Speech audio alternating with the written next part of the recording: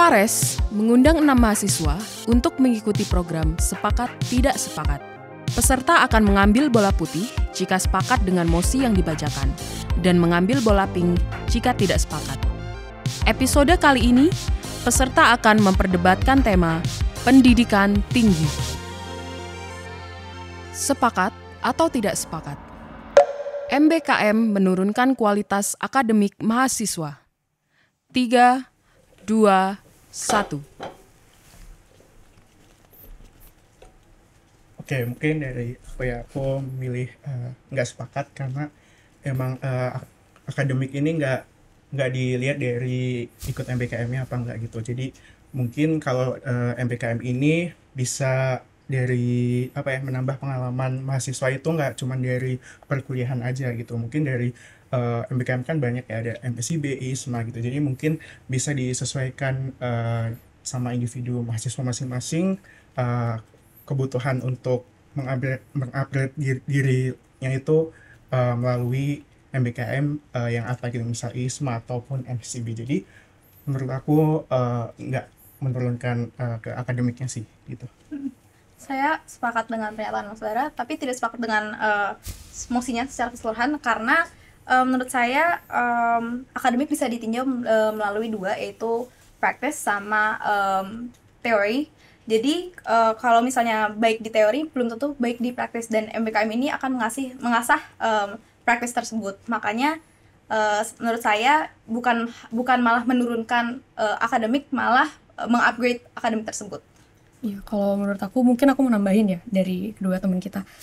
Tambahan dari aku, karena kan kita dikasih wadah istilahnya dari Kemendikbud. Terus habis itu menurut aku kita juga butuh tempat untuk implementasi hal tersebut di luar kelas kayak gitu. Karena kan kita udah biasanya belajar nih teori. Kita butuh implementasi di luar kelas karena kita juga pasti menghadapi dunia kerja gitu istilahnya. Aku tambahin ya. Boleh. Ini bicara soal MBKM. Aku sepakat. Kenapa? Dalam perguruan tinggi di Indonesia itu ada yang namanya Tridharma perguruan tinggi.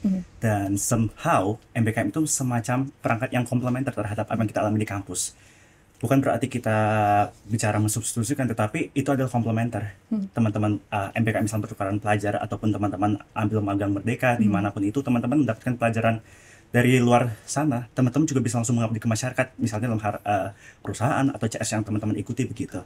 Dan somehow memang ini menjadi PR kita bersama. Kenapa? Karena tidak semua fakultas itu sudah bisa mengakomodasi MBKM dengan baik. Ya. Oke, mungkin aku yang kontra sendiri ya di sini. Kenapa aku nggak setuju?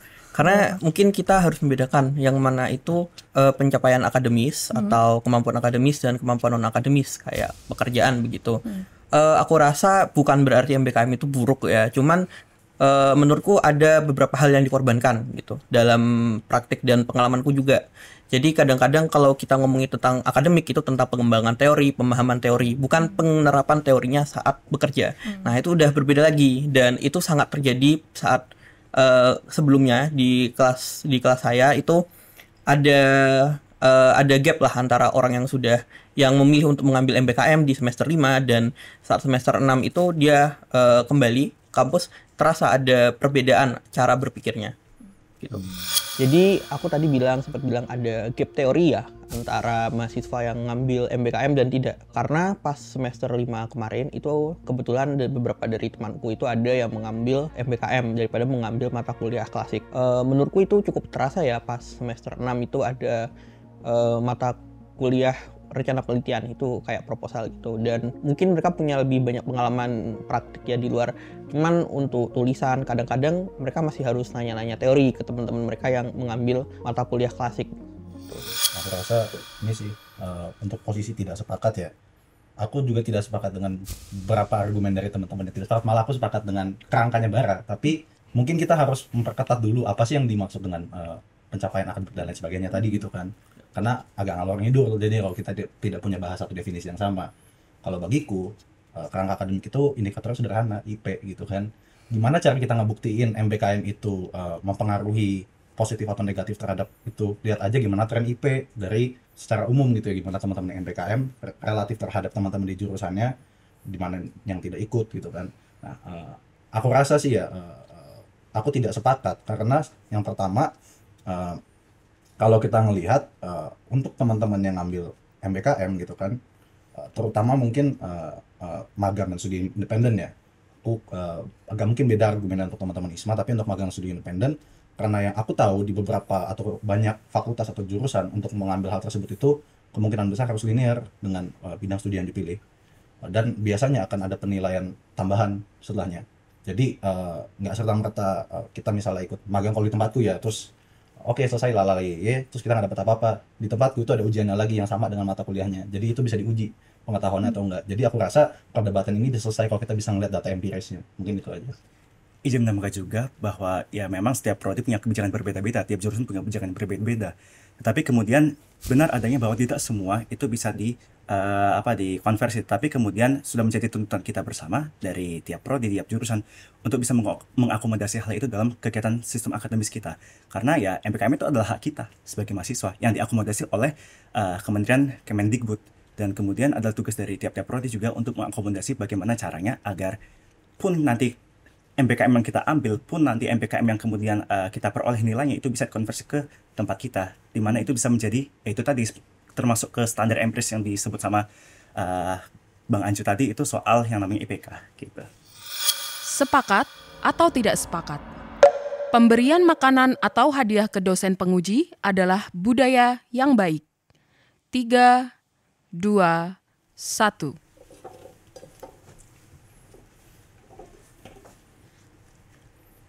Oke, mungkin aku dulu ya.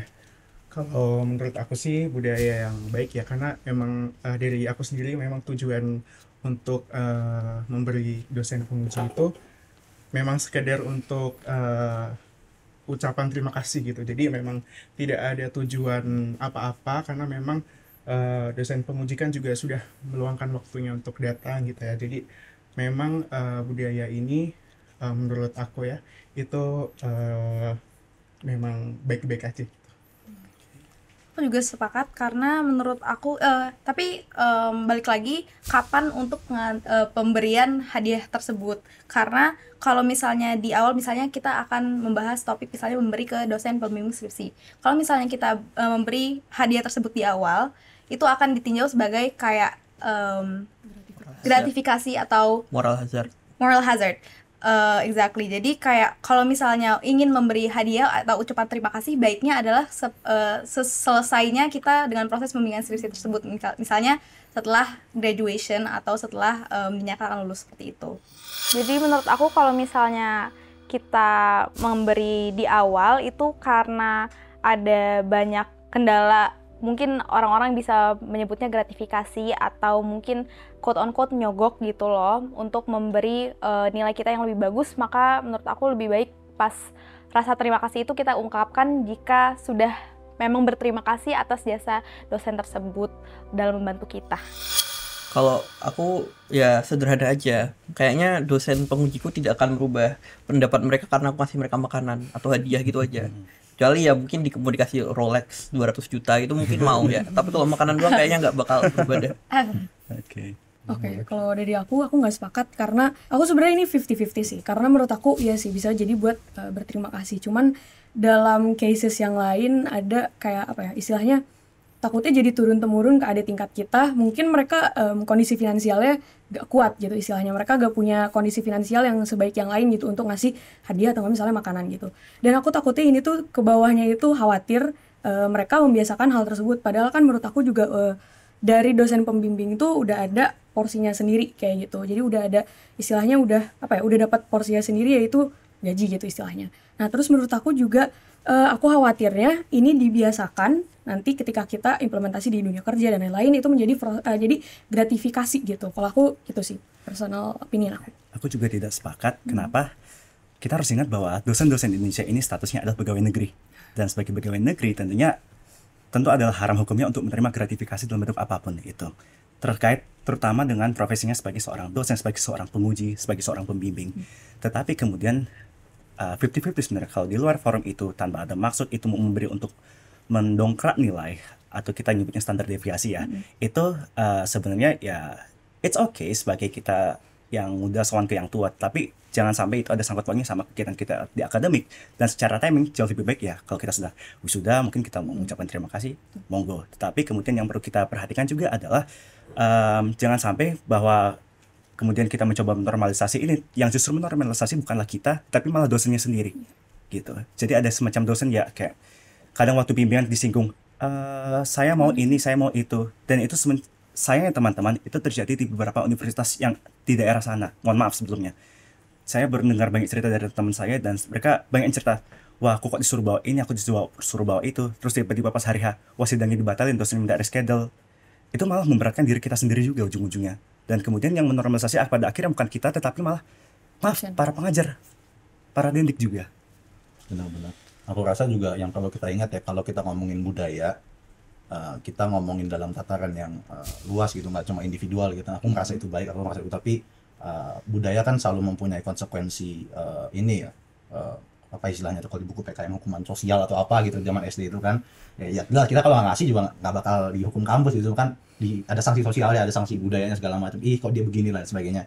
Jadi kalau kita melihat dari kacamata tersebut, aku rasa benar yang dibicarakan teman-teman, kalau itu jadi kebiasaan segala macam, dan itu akan ini ya, menyusahkan sih menurutku. Kalau itu sampai menjadi budaya, artinya kita harus mikir, wah nanti kalau aku selesai misalnya sidang atau apa, aku harus beli ini segala macam. Bayangin kalau dia lagi nggak ada duit gitu kan, itu sederhana aja gimana gitu kan, dan dia dapat sanksi sosial dari teman-temannya yang dia nggak bisa ngelawan juga, karena itu bukan masalah hukum segala macam kan. Itu yang pertama. Dan kedua sih ya, menurutku satu-satunya cara kita menghargai dosen pembimbing adalah dengan menjadi mahasiswa pembimbing yang baik, yaitu dengan lulus cepat dan tepat. Itu sih. Mungkin aku mau menambahkan, tapi mungkin bukankah itu suatu kayak moral burden dari seorang sendiri, bahwa kalau misalnya dikasih jangan pernah mengexpect lebih, dan juga itu moral dari sisi pandang mahasiswanya, tapi dari dosennya juga harusnya dia tidak mengexpect sesuatu yang unexpected gitu loh, karena hadiah itu jatuhnya kan unexpected, dia tidak harus memperlakukan semua mahasiswa dengan sama. Itu menurut aku sebagai menurut dari sisi pandang moral etiquette harusnya tidak ada seperti itu. Tapi lagi-lagi ya kontekstual ya, mungkin kalau di daerah yang sudah mungkin ya mungkin di kota-kota gitu, itu kan bukan hal yang normal ya, dan mungkin dosen dengan yang gajinya lebih tinggi juga nggak akan cuman makanan doang gitu. Tapi mungkin benar kalau di daerah terpelosok itu mungkin terasa ya budayanya, cuman lagi kontekstual terhadap budayanya pada akhirnya. Tapi kan nggak sepakat kalau itu diserahkan ke masing-masing orang ya. Maksudnya itu tergantung si penerima dan si pemberi, karena lagi-lagi dalam konteks kebudayaan kita nggak bisa dalam kerangka yang masing-masing sih, karena kan namanya budaya ya. Budaya itu kan punya implikasi macam-macam, implikasi politik, implikasi sosial, implikasi ekonomi, dan itu saling berkelindan semua gitu kan. Maka kita ngelihatnya harus dalam konteks, bener yang tadi bilang, konteks sosialnya seperti apa dan lain sebagainya sih. Dan kita juga mungkin perlu juga kita menjejak dari mana sih budaya ngasih makanan ini lahir gitu kan. Oh iya. Iya kan, kok kayaknya ya mungkin di Indonesia doang gitu ada budaya kayak gini. Kalau kita lihat sidangnya orang-orang MIT, Harvard, kayaknya mereka nggak ngasih hamburger gitu kan ke dosen-dosennya. Bisa jadi itu ekses budaya zaman kolonial atau feodal gitu kan, yang masih dilanggengkan. Gimana kita menghormati berlebihan orang yang lebih tua, malah yang menghormati orang tua itu kan budaya feodal ya sebenarnya. Di negara-negara industrialis nggak ada, semua orang setara gitu kan. Mungkin itu yang perlu kita jejak juga sih, sehingga kita tahu ini budaya dari mana dan apa kita perlu lanjutin atau enggak. Dan posisiku jelas aku tidak sepakat gitu. Sepakat atau tidak sepakat? Organisasi intrakampus seperti Hima, BEM, dan DEMA lebih baik dihapuskan. 3, 2, 1.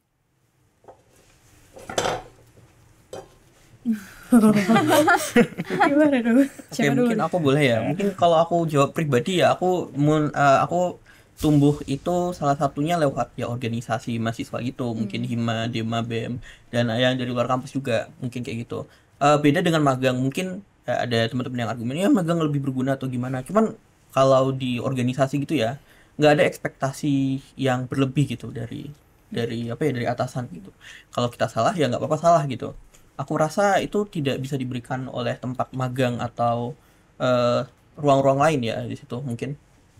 Ya, terus menurut aku juga jadi wadah untuk mahasiswa bersuara sih, kayak misalnya BEM gitu, untuk ngomongin kebijakan kampus seperti gimana.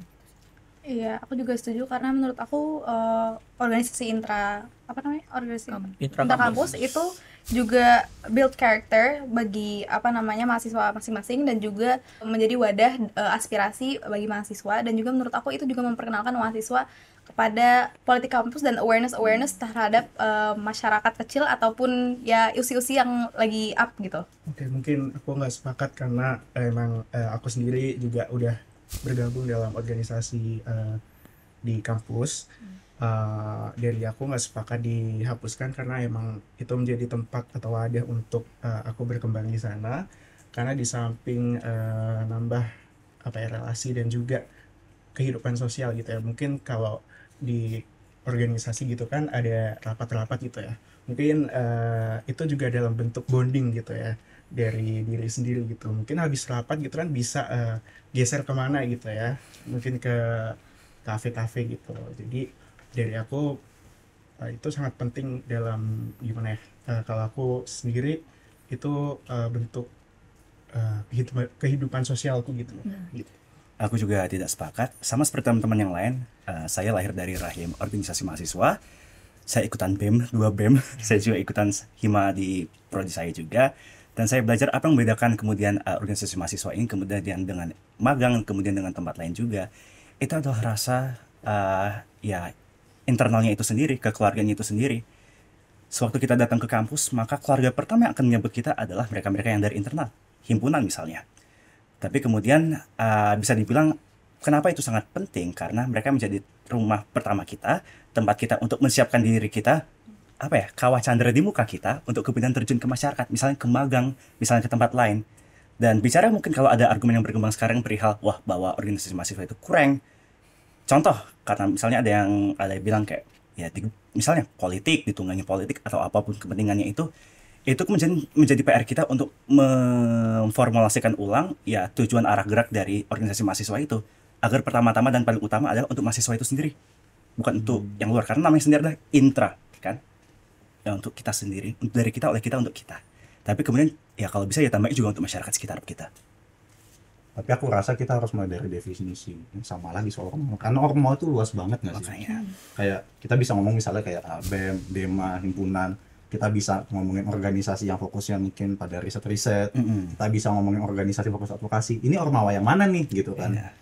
Karena aku rasa konteksnya aku tidak sepakat pada mosi ini karena aku rasa mosinya kebesaran aja gitu, skupnya ya. Kalau apakah ada organisasi yang perlu dibubarin? Aku rasa perlu. Aku tidak sepakat BMKM ada gitu. Bubar gitu. Maaf, BMKM. Konteks aku juga dulu BMKM ya teman. Saya juga. Bubarin aja. Kenapa? Misalnya posisiku adalah misalnya BMKM itu jadi ladang patron klien dengan elit politik yang pada akhirnya cuma tukar tambah proyek doang gitu, dan akhirnya nggak berdampak apa-apa minimal pada mahasiswanya misalnya kayak gitu dan lain sebagainya gitu ya. Tapi ada juga mungkin organisasi yang nggak perlu bubar, misalnya misalnya di kami itu ada Dewan Energi Mahasiswa deh misalnya gitu kan. Itu fokusnya studi-studi energi. Nah, menurutku itu sangat bagus gitu ya, tidak hanya sebagai pengembangan soft skill, tapi aku rasa punya implikasi dan objektif yang jelas. Misalnya kita ingin menghasilkan riset di bidang energi terbarukan. Nah, aku rasa kedepannya yang perlu dipertahankan adalah organisasi yang memiliki objektif jelas sih.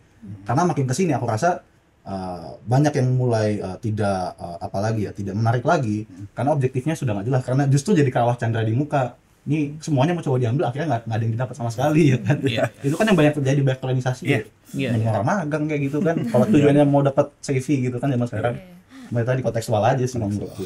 Sebenarnya ini bisa panjang ya, tapi intinya alasan pertama menurutku BEM, terutama mungkin konteksnya di UGM ya, aku nggak berani berkata untuk BEM-BEM lainnya. BEM di UGM secara organisasional dulu, yang pertama dia sudah kabur atau tidak memiliki tugas atau fungsi yang spesifik. Kedua, bagiku BEM itu jadi ladang kaderisasi tapi jadi ladang politik elit dengan patron dengan klien gitu, di mana biasanya ada elit politik yang jadi patron atau jadi senior atau segala macam yang pada akhirnya menggunakan BEM sebagai gaung wacana politiknya. Dan pada akhirnya bagiku elit politik hari ini jelas bermasalah gitu kan, dari sikap-sikap politiknya di level nasional sampai daerah. Dan menurutku BEM bukan berarti harus independen dari politik, tapi karena BEM yang sekarang kondisinya seperti itu, menurutku udah nggak layak dipertahankan. mungkin itu sih sedikit rangkuman argumennya. Dan bicara juga soal sekarang ya, ini sebuah fakta di mana lebih banyak orang prefer MBKM daripada ambil Ormawa, dan itu fakta. Benar, tadi adalah baiknya kita memilah kira-kira mana yang harus direformulasi ulang, mana yang harus dibubarkan, mana yang harus dipertahankan. Contoh teman-teman di BMFK di UNS kalau tidak salah itu kan mereka divakumkan karena tidak ada yang berminat daftar ke BEM sana. Dan itu yang menjadi PR kita Ormawa. Mungkin kalau kita mau berperan ke Ormawa adalah bagaimana kita bisa memfokuskan arah gerak kita, bagaimana kita membuat agar Ormawa itu bisa relevan sama kebutuhan masyarakat, kebutuhan mahasiswa yang sekarang. Ya mungkin 1 tahun awal ya itu monggo silakan itu menjadi tempat mereka untuk mendapatkan soft skill selama kuliah, tapi selebihnya mohon jangan selalu di Ormawa, tapi kamu punya tempat yang jauh lebih luas dari Ormawa. Sebenarnya itu. Dan itu ya itu tadi PR-nya adalah bagaimana kita bisa, apapun kita sebenarnya, kita mau MBKM mau kita itu Ormawa, kita bisa mewadahi keinginan dari mahasiswa itu sendiri. Begitu. Sepakat atau tidak sepakat?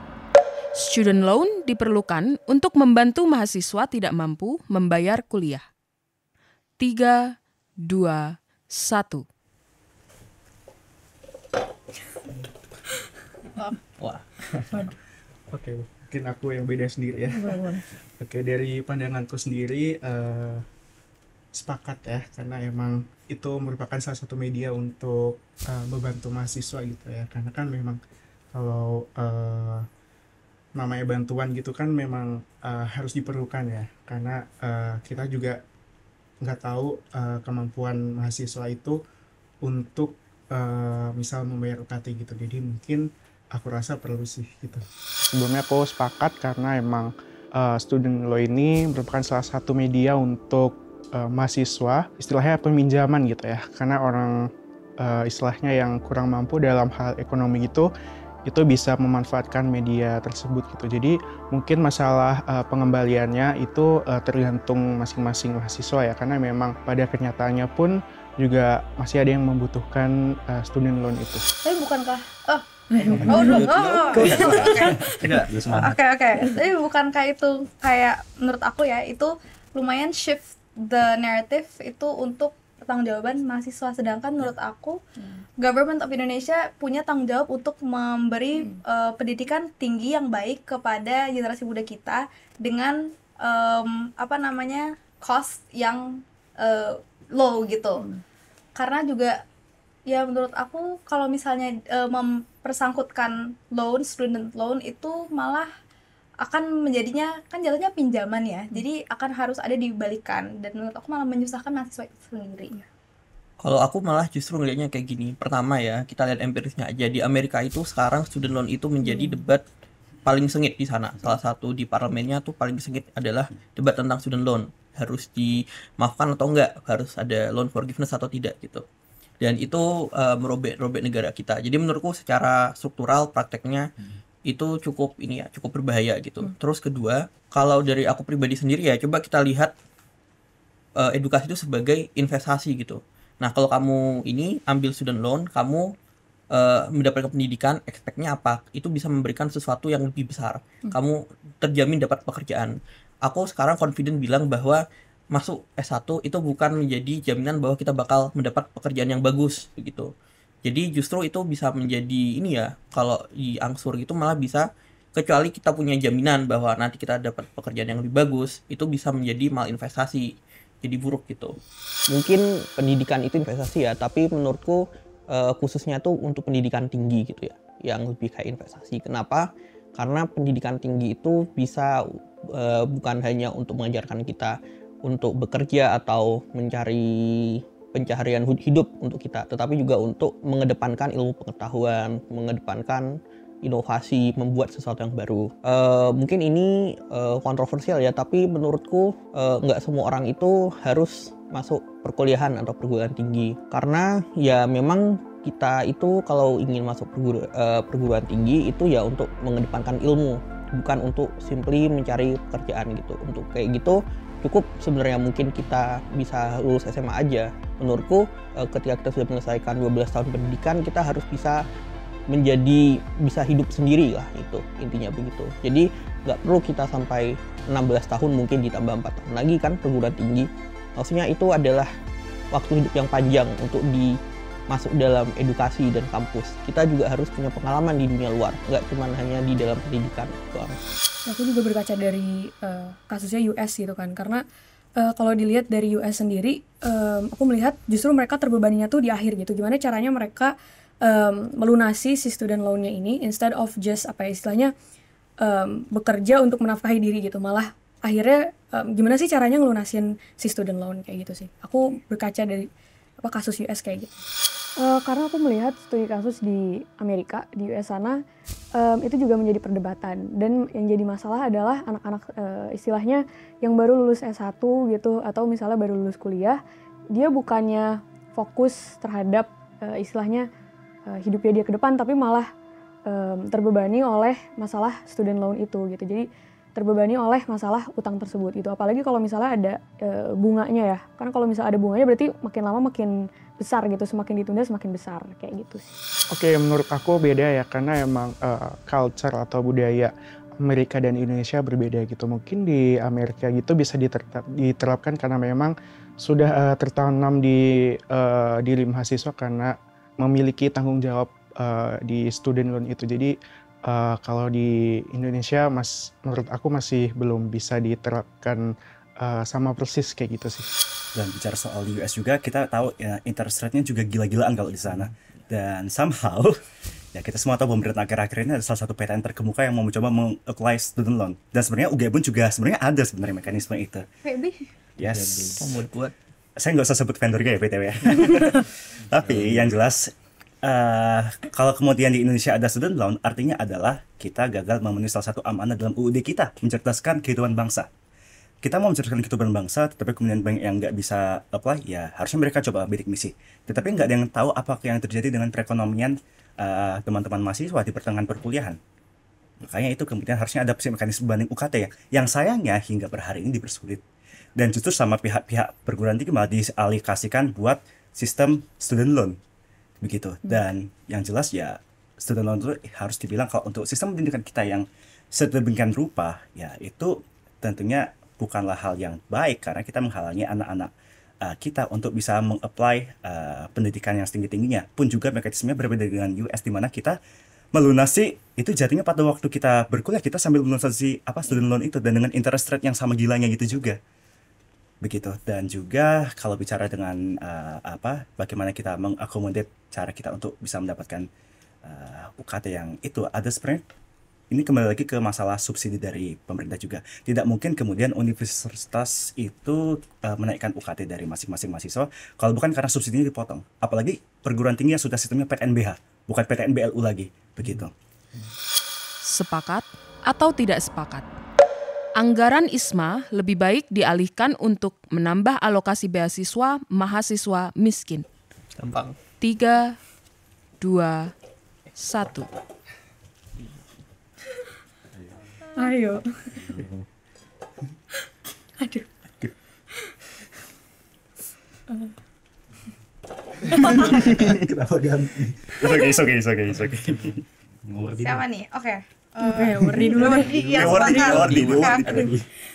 Jadi menurut aku kan di shift tadi mosinya Anggaran itu. anggaran ISMA Untuk mahasiswa dipindahkan untuk mahasiswa. Iya, mahasiswa yang kurang mampu. Iya, benar. Menurut aku memang anggaran ISMA itu salah satu yang anggaran terbesar kalau nggak salah ya, Ya. untuk pendidikan Indonesia. Dan menurut aku ada baiknya jika beberapa anggaran ISMA tidak sepenuhnya, not 100%, mungkin kayak 20% of it yang satu orang tuh kan banyak banget kan anggarannya. Aku aja sendiri itu co-funding dan anggaran yang dikeluarkan oleh Kemendikbud untuk aku orang yang co-funding itu kemungkinan sekitar 60 jutaan, mungkin lebih. Jadi menurut aku ada baiknya kalau misalnya beberapa dari anggaran itu di-shift ke penyekolahan anak-anak yang kurang dan tidak mampu. Tapi jangan semuanya karena tidak bisa dipungkiri juga program ISMA itu banyak manfaatnya kepada generasi muda seperti itu. 60 juta tuh 6 UKT 8 di Visipol loh. 6 orang di Visipol 1 semester. Mohon maaf. It's okay. Tenang.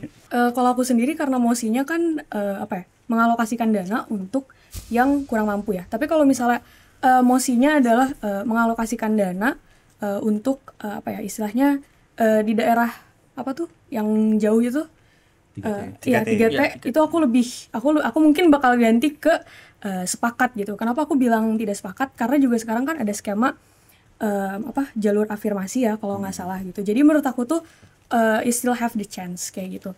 Tapi ya itu sih, aku sebenarnya kalau boleh jujur 60% tidak sepakat, 40%-nya sepakat gitu. Karena dari aku sendiri ya itu sih masih ada kesempatan buat yang kurang mampu untuk ikut juga gitu istilahnya kayaknya. Aku nambahin gak sepakat ya, karena emang bicara soal bantuan mahasiswa gitu kan. Untuk saat ini kan banyak program-program dari pemerintah gitu ya, mungkin bisa berbentuk KIP atau bidik misi gitu. Itu memang anggarannya sudah dialokasikan untuk program itu. Jadi mungkin kalau anggaran ISMA sendiri ya nggak usah dialokasikan sih kalau menurut aku. Aku bicara di sini kenapa ya? Kalau kita bicara soal mekanisme ISMA yang berlaku sekarang, itu tidak lepas dari yang namanya sistem reimburse. Nah, itu jadi kendala besar kalau kita mau memberikan kesempatan ke anak-anak yang kurang mampu. Gimana mereka mau nalangin kalau sistemnya sendiri reimburse? Begitu. Teman-teman mau apply untuk tes IELTS, teman-teman harus apply untuk visa nanti, teman-teman harus cari perlengkapan untuk di sana, wardrobe di sana juga, belum untuk kalau untuk tempat di sana akomodasi aman lah. Tapi selebihnya teman-teman untuk berjalan ke satu daerah ke daerah lain, itu teman-teman perlu cost juga kan. Dan ya kalau dengan sistem reimburse yang ya kita tahu sendiri, kami teman-teman di fakultas kami juga akrab dengan sistem reimburse. Itu ya memang secara nggak langsung kita membuka ISMA untuk siapapun itu, tapi kemudian dengan sistem reimburse itu kita secara nggak langsung kita juga membatasi secara nggak langsung nih, kita menciptakan beasiswa tapi secara struktural itu hanya untuk mereka yang privilege, medium income to high gitu, mereka yang bisa mengakomodir di awal tapi kemudian bisa di reimburse. Sekarang pertanyaan adalah kalau kita hanya fokus di ISMA, akan ada lebih banyak lagi teman-teman ISMA yang apply ISMA tapi background di Menara Eiffel seperti tahun lalu. Bicara soal sistem reimburse, kita semua tahu kalau reimburse itu simpelnya adalah kita nalangin, kita nanti siapkan notanya, kita ajukan ke pemberi dana, nanti mereka baru kembalikan uang kita. Nah, itu yang kemudian jadi masalah pada saat mereka yang secara financial kurang bisa dibilang kurang stable, mereka bisa dibilang harus mencari pemasukan lain, pemasukan tambahan di luar pemasukan sehari-hari cuma untuk memenuhi kebutuhan ISMA yang di awal sebelum bisa di-reimburse oleh let's say pemerintah. Aku bukan nggak setuju. Mungkin benar ya tentang widening the wealth gap gitu, tapi I simply think it's bad investment. Karena satu semester di ISMA ya mungkin teman-teman itu dapatnya juga terbatas ya mata kuliahnya. Cuma 20 SKS doang di sana ya. Aku lebih suka dengan mungkin modelnya LPDP, mungkin 4 tahun gitu di luar negeri gitu. Kenapa? Karena dengan itu tujuannya jelas untuk akademik, tetapi kalau untuk di ISMA it's not only for academic purposes, juga cuman ada exposure dan itu gitu. And I simply think itu tidak worth it aja gitu. Lebih baik mungkin kalau mau dianggarkan lagi buat aja 4 tahun jadi LPDP, mungkin lebih kecil, cuman kegunaannya itu return on investment-nya itu lebih banyak mungkin. Kalau dari aku seperti itu. Aku boleh nambahin mungkin yang apa tadi namanya based on privilege gitu kan. Ini berdasarkan pengalaman aku juga. Itu sebenarnya ada beberapa temen yang kayak dibantu oleh home university-nya mereka untuk ngambil tes IELTS atau misalnya di IT gitu. Jadi kayaknya itu juga kalau misalnya balik lagi ke home university-nya. Kalau misalnya mereka emang mendukung si mahasiswa misalnya yang kurang mampu ini, ya dukung sepenuhnya kayak gitu. Jadi jangan ditinggalkan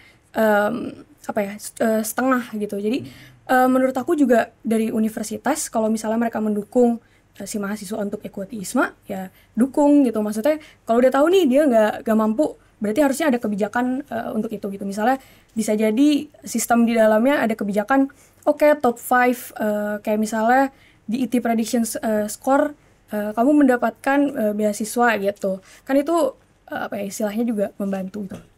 Sorry. Gitu sih. Kalau aku menjawab yang tadi gitu. Ngomong ISMA itu mesti hati-hati nggak sih? Tiap 6 bulan sekali itu pasti ada tweet. Iya. Oh iya. Apalagi pas mau buka pendaftaran, trending. Mesti pelan-pelan gitu kalau mau apresiasi ataupun kritik ISMA ya. Awal-awal tuh mesti minta maaf pada teman-teman yang ISMA, minta maaf pada semuanya. Santai. pengurus ISMA, jajaran Kemendikbud, Rahmat. Tapi ini lagi, menurutku ISMA tuh ada satu lagi. Maybe kita ada orang-orang hukum ya, law atau apa gitu, law atau mungkin politik gitu. Nah, kalau apa yang bisa teman-teman di ISMA itu dapatkan, tapi nggak ada di Indonesia gitu loh. Kalau kita mau belajar hukum di Indonesia gitu, tapi kita belajar ke luar negeri, nggak kontekstual biasanya kan. Kalau kita kembali lagi soalnya kegunaannya tuh cocok nggak sih kalau ini sih. Yang pertama yang aku notice dari ISMA terkait tadi ya, di aku setidaknya kemarin waktu masih Twitter terus nyari-nyari ISMA gitu kan, aku belum menemukan semacam naskah akademiknya segala macam gitu loh. Targetnya apa, anggarannya kira-kira berapa orang, itu nggak ada. Jadi kita nggak punya gambaran ISMA ini apa sih, barang apa gitu. Fungsinya apa? Iya, fungsinya apa. Kalaupun ada yang ngasih ini ya informasi paling sekedar misalnya wawancaranya Kemendikbud gitu, dia ngasih ISMA ini untuk ini. Cuma kan kita butuh paper, kita butuh data, dan itu aku belum sampai sekarang belum nemu. Itu yang pertama.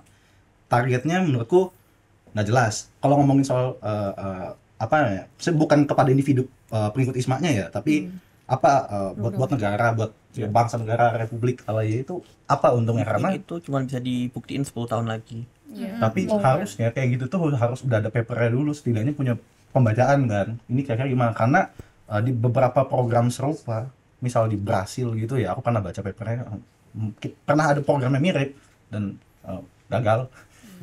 Dan aku rasa konteks Brazil walaupun beda, ada beberapa kemiripan di Indonesia ya. Kita belum terindustrialisasi lah.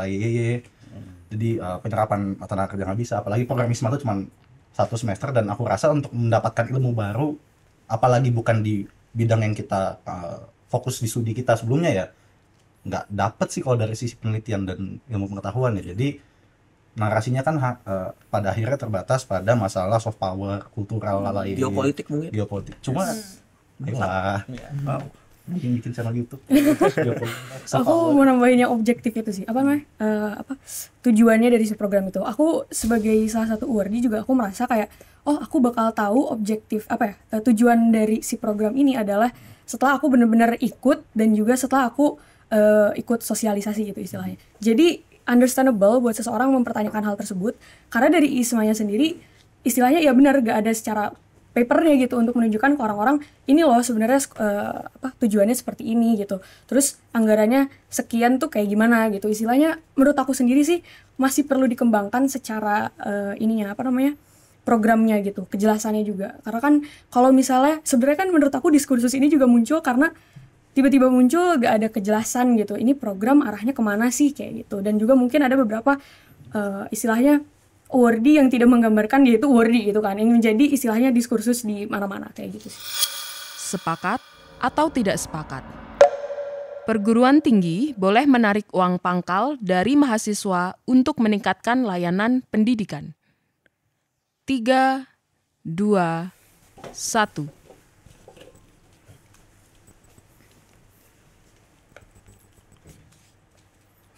Mungkin ini ya, kebetulan aku udah baca undang-undang tentang PTN itu ya. Jadi yang kita sebut uang pangkal itu sebenarnya itu nomenklaturanya itu sebenarnya itu IP, iuran pengembangan institusi.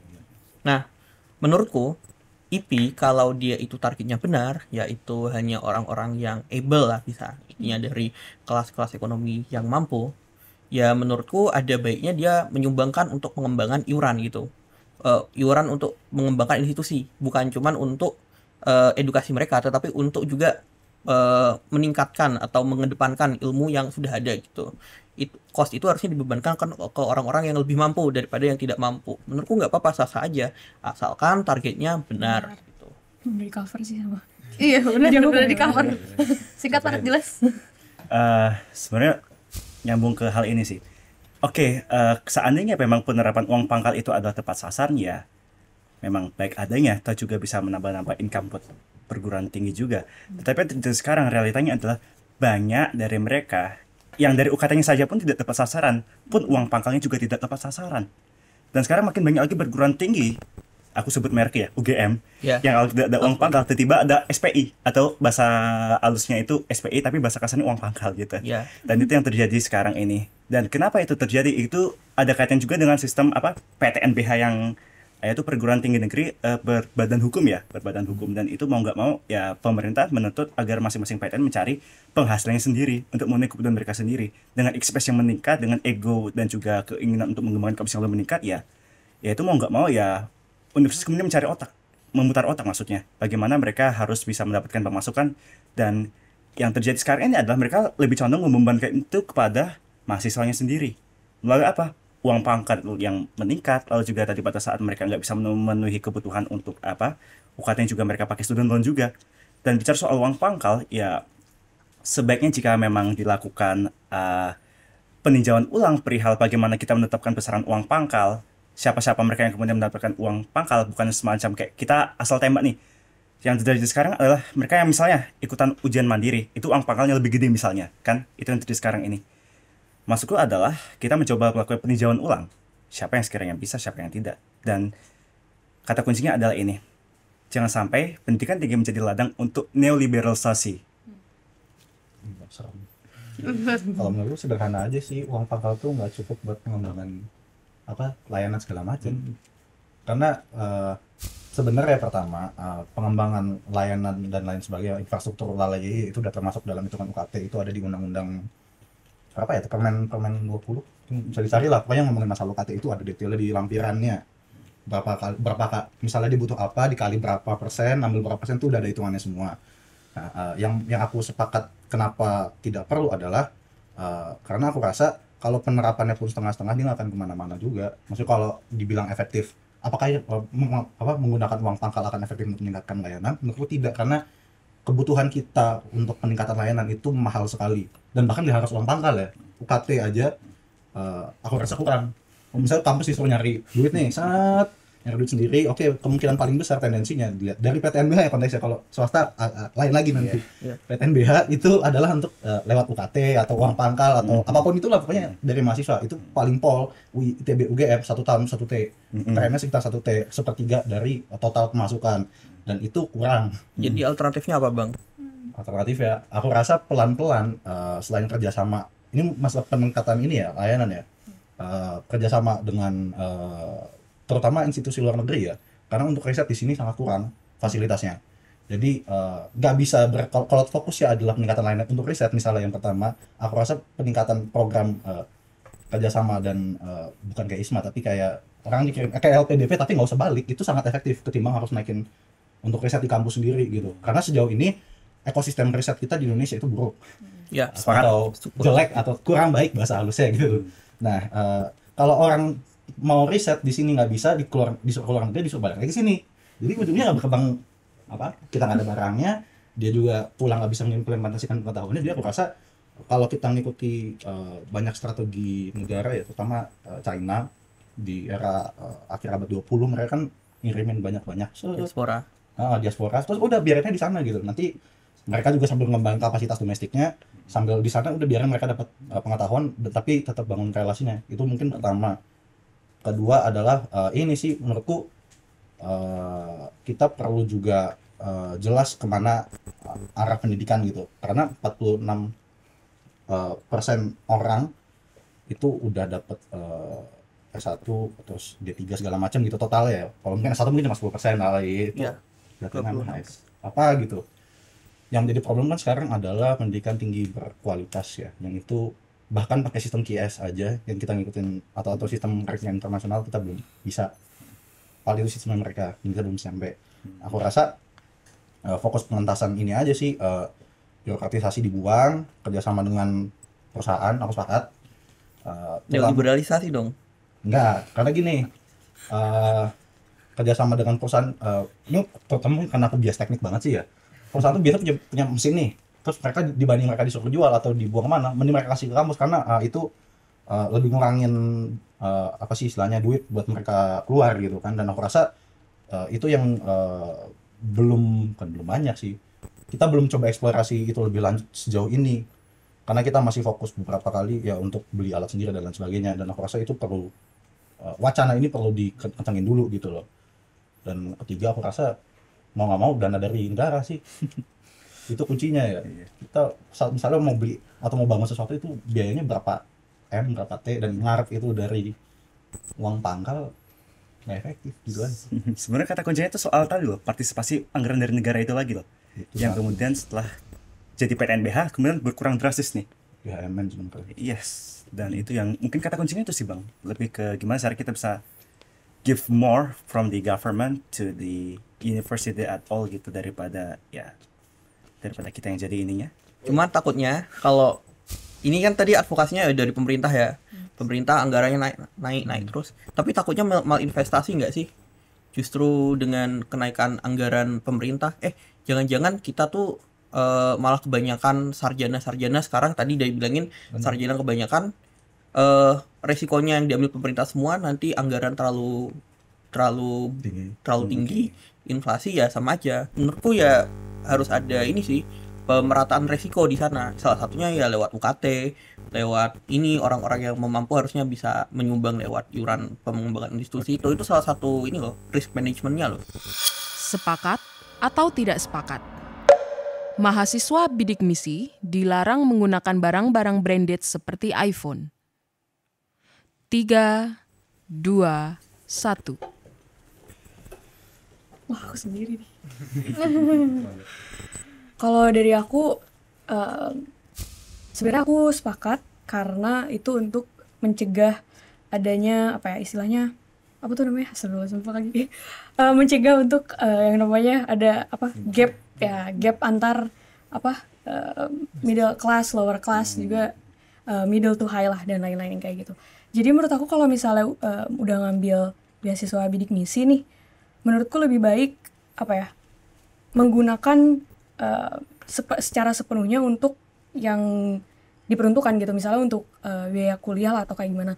Dengan adanya dia pakai misalnya contoh tadi kan disebutnya iPhone ya, dengan adanya dia pakai iPhone itu kayak memunculkan suuzon gitu istilahnya, kayak wah kok pakai iPhone gitu. Padahal kan sebenarnya menurut aku juga tidak menggambarkan seseorang itu kayak gimana kalau misalnya dia pakai iPhone apa enggak kayak gitu. Kalau menurut aku tuh jadi kenapa aku istilahnya ngambil bola yang putih itu karena menurutku tuh kalau misalnya di Indonesia kan Indonesia itu masih menganggap wah iPhone itu berarti strata sosialnya di atas gitu istilahnya kayak gitu. Sebenarnya opini aku sendiri tuh agak bertolak belakang dengan hal itu gitu. Cuman kalau misalnya melihat dari yaitu orang Indonesia sendiri, kalau misalnya ada seseorang yang pakai istilahnya barang branded tersebut gitu, muncul suuzon itu gitu loh. Jadi muncul prasangka-prasangka buruk tersebut gitu. Sebenarnya sih kalau dari aku sendiri, aku perlu bilang ini 50-50 gitu. Tapi aku lebih condong ke sepakat kalau misalnya yaitu mahasiswa yang mengambil bidik misi itu dilarang untuk memakai barang branded. Menurut aku sih iPhone tuh bukan jadi tolak ukur kemampuan mahasiswa gitu ya. Jadi mungkin mahasiswa yang memperoleh bidik misi dan punya iPhone itu mungkin dia mendapatkan iPhone-nya dengan cara kerja gitu sambil kuliah gitu. Mungkin ya menurut aku iPhone ini nggak jadi tolak ukur gitu. Aku juga setuju, tapi menurutku mungkin perlu ada whistleblowing system ya untuk yang KIP, soalnya itu masih kurang gitu. Soalnya ya mungkin tolak ukurnya nggak iPhone, cuman kalau pengeluarannya itu ternyata lebih dan itu bukan cuma satu kali doang. Misalnya punya iPhone ya let people live their life ya gitu. Tapi kalau ini berulang kali, ini benar-benar pelanggaran kan. Itu perlu ada whistleblowing sistemnya yang selama ini menurutku belum ada gitu. Karena mungkin selama ini ya ini juga untuk menjaga mahasiswa bidik misinya juga, karena sempat pas itu karena tidak ada tempat untuk memberitahukan ada penyalahgunaan dana bidik misi, dulu sempat di Visipol itu malah orang-orang itu membuat thread Twitter, dan itu di sana itu membuat prasangka buruk kepada nggak cuma individu itu tapi banyak orang-orang menceritakan pengalaman mereka tentang mahasiswa bidik misi. Sebenarnya itu agak sayang kan, padahal bidik misi ini niatnya baik tetapi malah seperti itu. Jadi dengan itu mungkin seuzon itu bisa dikurangkan dengan ada sistem whistleblower ini. Setuju sih dengan adanya whistleblowing system. Soalnya kayak istilahnya ada yang memantau gitu. Karena kan kita selama ini gak pernah ada yang memantau dan ya udah. Jadinya asumsinya berputar di masyarakat, oh jangan-jangan itu dipakainya buat beli yang enggak intinya membeli yang bukan seharusnya dia beli. Gimana sih? Ya gitulah pokoknya gitu. Dan ngomong-ngomong soal sistem whistleblower, itu ya kita bisa soal whistleblower ya itu harusnya dilegalkan, diformalkan misalnya dalam suatu tatanan universitas seperti ya PTN harusnya. Dimana kita mengakomodasi di suatu badan, nggak harus badan hukum tapi ada semacam panjanya Dan Panja itu ya jadi tempat untuk teman-teman melaporkan, oh temanku ada yang kemungkinan dia menyalahgunakan anggaran bidik misi begitu, dan kita laporkan biar nanti dari teman-teman dari UNIF yang kemudian bukan melaporkan tapi yang kemudian melakukan penyelidikan, menanyakan langsung ini kok ini, dan pada akhirnya biarlah mereka yang memutus, oh ternyata dia tidak melakukan penyalahgunaan atau oh ternyata dia melakukan penyalahgunaan. Tetapi kembali lagi ke awal, jangan sampai kita kemudian hanya melihat barang-barang berita itu menjadi landasan kita untuk memutus, oh dia ternyata menyalahgunakan uang bidik misi nih, aku harus lapor ke semua orang di sekitarku, aku harus upload di Twitter nih harus nih. Ya, sempat terjadi di UGM sebenarnya. Ya, tapi lagi-lagi sebenarnya kalau di UGM itu sudah ada tapi itu basisnya komunitas, bukan terformalisir. Itu dia. Oke.